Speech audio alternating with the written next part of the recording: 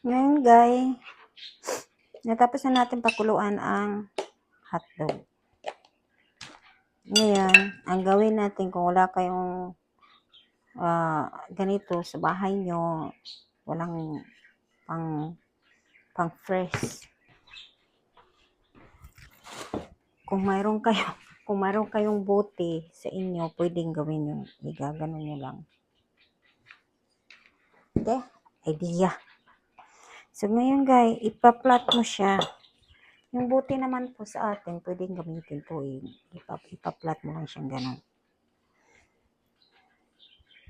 Pwede siyang gamitin. Kung wala kayong ganito.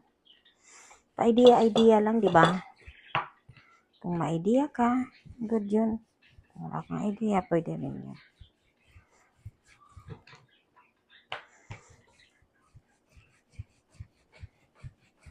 I-flat mo talaga siya.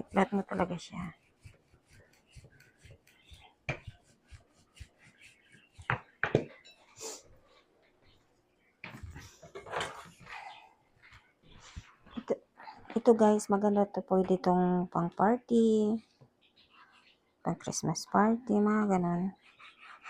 Tanggalan nyo ng ganito.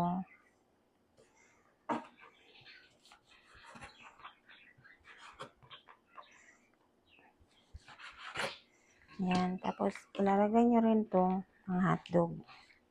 Yun ang gawin natin, na-flat na. Na-flat na siya. Mahina ba ako? Flat pa natin.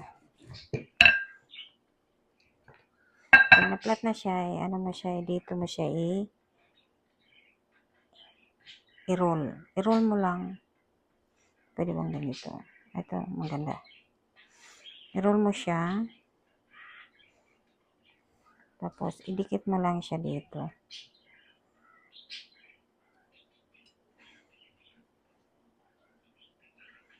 Yan.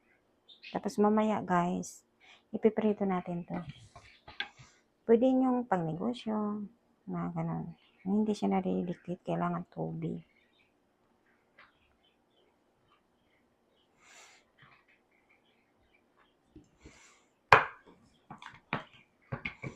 Yan. Pwede nyo siyang pangnegosyo po.